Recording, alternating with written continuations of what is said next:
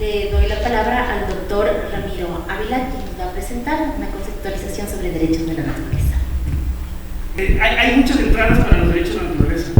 Una de esas entradas podría ser esta de ver cuál es el alcance de las palabras que están en el artículo 71, 72, 73 de la Constitución, pero esa entrada me parece a mí que es insuficiente.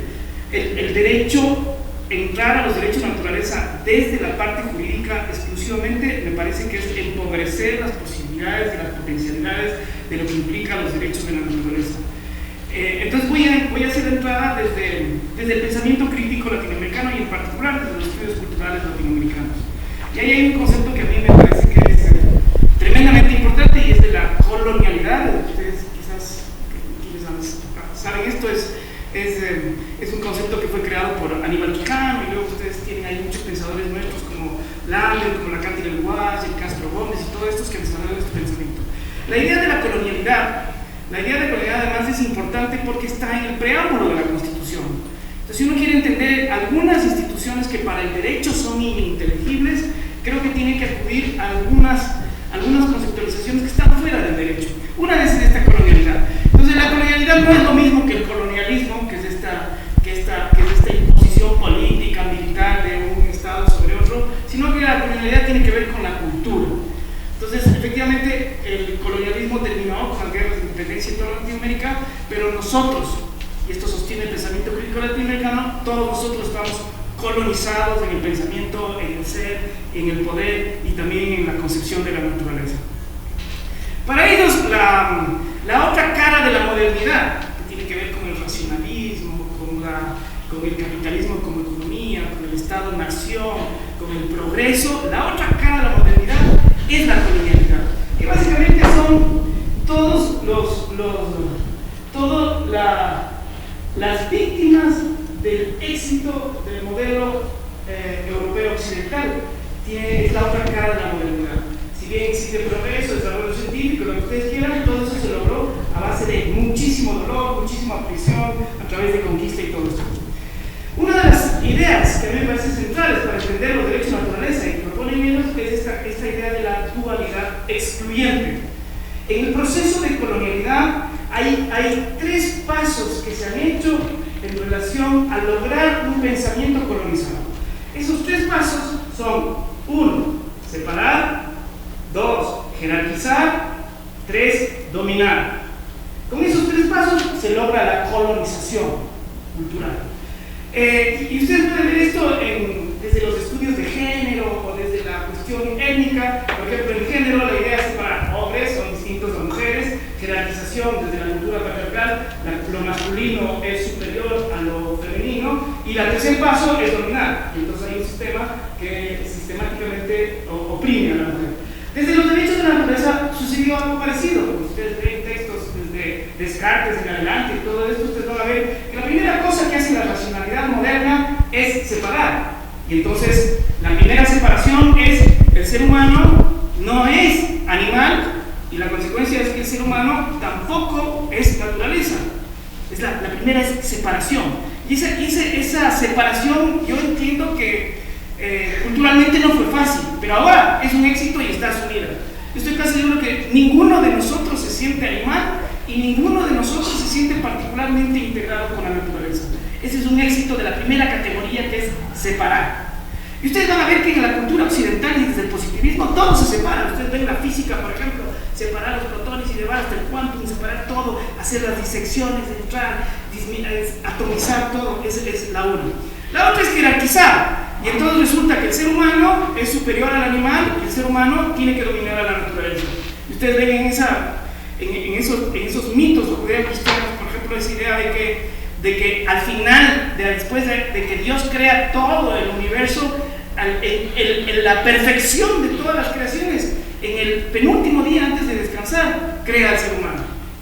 Y la otra es esto de: ¿qué hubiese pasado si Jesucristo se convertía, en vez de el ser humano, se convertía en animal o en un árbol? Y se convierte en ser humano. Y entonces eso nos da una jerarquía cultural enorme. Y además de ese mandato bíblico de tener que dominar a la naturaleza y con el sudor de la frente parir y trabajar, no sé qué cosas, todo eso ustedes se dan cuenta, hay una jerarquía. Y si ustedes ven toda la filosofía contemporánea en general, ustedes ustedes van a ver que tiene una matriz en donde el ser humano es superior. Por ejemplo, Kant decía que el ser libre solo se puede ser libre si uno se separa de la esclavitud de la naturaleza. Y entonces el ser libre era estar libre de la necesidad de los deseos y de los instintos humanos. Y entonces resulta que todos somos superiores a todo el resto de seres. En la Laudatio Si, que efectivamente es un llamado maravilloso del Papa a respetar la naturaleza, ustedes van a ver que en varios párrafos la Laudatio Si sigue insistiendo en que el patrón tiene que ser antropocéntrico, por algunas razones que dice que no conviene discutir ahorita.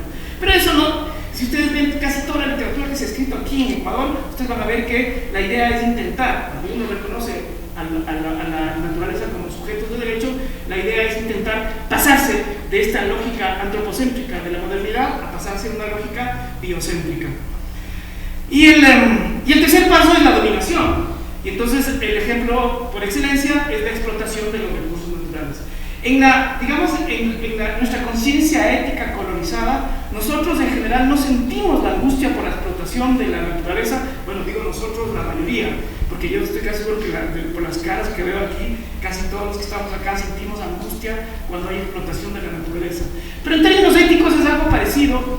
La explotación de la naturaleza de forma indiscriminada, irracional y desmedida es algo muy parecido a la relación que era el esclavismo con la relación blanco-afrodescendiente. El afrodescendiente era explotado indiscriminadamente, era sujeto de transacción comercial y de disponibilidad incluso de la vida. Algo parecido pasa ahora con la naturaleza. Y a mí me parece que esa es una de las cosas importantes de la Constitución de Montecristi. Es decir, oiga, estos son sujetos. En la lógica jurídica, ¿qué pasa cuando un texto constitucional reconoce como sujetos? Ahí hay 4 cositas que pasan. El uno es el reconocimiento. Hay 4 cositas. El uno es reconocimiento, el otro es valorización, el otro es respeto y es protección. Cuando yo reconozco al otro como semejante o al otro como que tiene un valor intrínseco, como supuestamente sucede entre los seres humanos, entonces yo le respeto. Por eso cuando ustedes ven, por ejemplo, las guerras estas que tuvimos nosotros acá contrasubversivas en todos los años 70 y 80, una de las lógicas del entrenamiento militar era hacer creer que los guerrilleros eran no humanos y casi eran diabólicos. Entonces cuando los militares eran entrenados deshumanizando al otro que era el enemigo, entonces le podían matar. Y eso es como, si ustedes ven en todas esas luchas contra insurgentes, esa es una lógica, deshumanizar. Aquí en cambio la idea es, cuando se reconoce como sujetos a los afrodescendientes, a las mujeres, la idea es que son seres humanos tan valiosos como los hombres o como los blancos. Y entonces, si son tan valiosos, el segundo paso es respetar. Y respetar significa no hacer más de lo que se debe. Valorar, respetar y la siguiente es proteger. Entonces lo que llega a la Constitución lastimosamente es simplemente a reconocer, pero culturalmente creo que Ecuador y en particular el Estado ecuatoriano no llega ni a respetar ni a proteger. El ejemplo, por supuesto, es el Parque Nacional Yasuní. Hay una idea que a mí me encanta, es esta del valor de uso y el valor de cambio, que es una idea marxista, pero que tiene una concepción interesante, como nuestro Bolívar Echeverría, que escribió un libro muy lindo que se llama La utopía como valor de uso. Y a mí me parece que Bolívar Echeverría marca nos ayuda con parámetros conceptuales importantísimos para entender la diferencia de lo que significa algo que puede ser explotado y algo que tiene que ser respetado. Entonces Bolívar Echeverría decía que el valor de cambio siempre está mediatizado por el mercado y por la transacción comercial, y el valor de uso en cambio está mediatizado por la necesidad de sobrevivencia y la necesidad para la vida. Si ustedes ven en el Yasuní, por ejemplo, si ustedes comparan el valor de cambio y el valor de uso y ustedes ven el discurso del gobierno, ustedes van a ver que el Yasuní para el gobierno es 18 no sé cuántos miles de barriles de petróleo y no sé cuántos miles de millones de dólares, y es una inversión extranjera de no sé cuántos, y es puro valor de cambio. Cuando ustedes ven los discursos de los Yasunidos, por ejemplo, o de acción ecológica en relación al Yasuní, ustedes van a ver en cambio ahí un valor de uso. Lo que está en juego ahí es la biodiversidad, es la vida de los pueblos no contactados, es los Tagaeri, los Tarovinani, es una cultura que se está extinguiendo, es una reserva, digamos, biológica importante. En el uno se rescata la vida, y eso es valor de uso, y eso significa respeto y apreciación, y en el otro se rescata el valor de cambio, y eso es el valor monetario y el mercado, y eso significa tratar como objeto y no como sujeto de derechos. Primera parte. La segunda parte, muy breve también, el constitucionalismo popular, que es una de mis obsesiones últimas, de mis últimos probablemente años.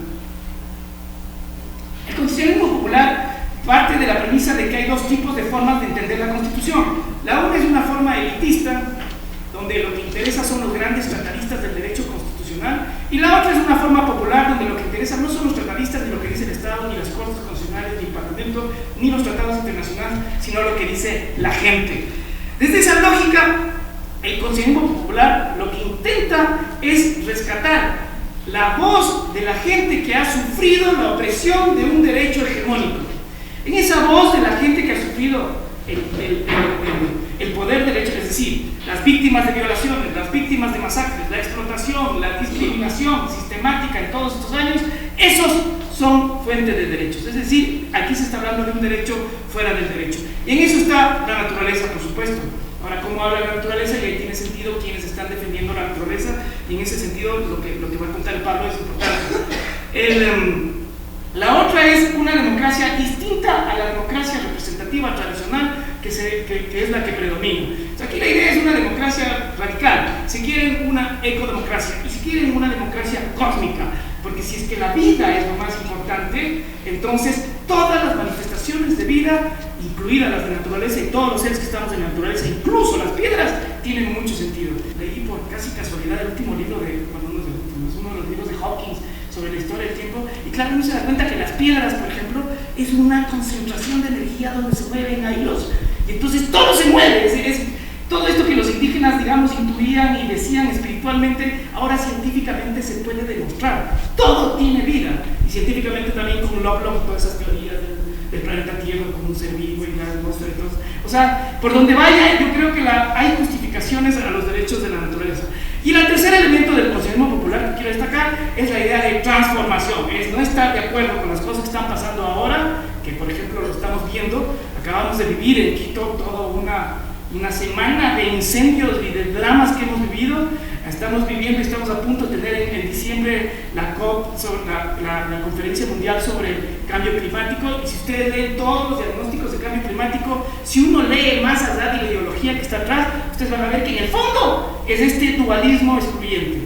Esta separación con la naturaleza nos está costando tremendamente caro. Entonces la decolonización, en suma, sería volver a aceptar que somos animales y volver a aceptar que somos parte de la naturaleza y que terriblemente nosotros estamos destruyendo. Tenía algunos datos más sobre la deforestación, pero en suma decir que la deforestación es un típico ejemplo de violación de los derechos de la naturaleza, por las causas que sean, por incendios, por hacer asentamientos urbanos, por hacer agricultura o ganadería a gran escala. Todas esas son formas digamos, de que si es que pensáramos en el ser humano, son formas de torturar a la naturaleza. Es casi como que nos quitaran la piel cuando nosotros talamos un bosque para cuestiones que tienen que ver con la acumulación de capital. Acabo con esto. A mí me parece que lo que vamos a escuchar con el consumo popular, con la deforestación y con el caso del litigio, para mí son muestras de gente, de formas de pensamiento que visibilizan que este paradigma que está en la Constitución no solo fue una declaración lírica, sino que moviliza a la gente y moviliza ideas.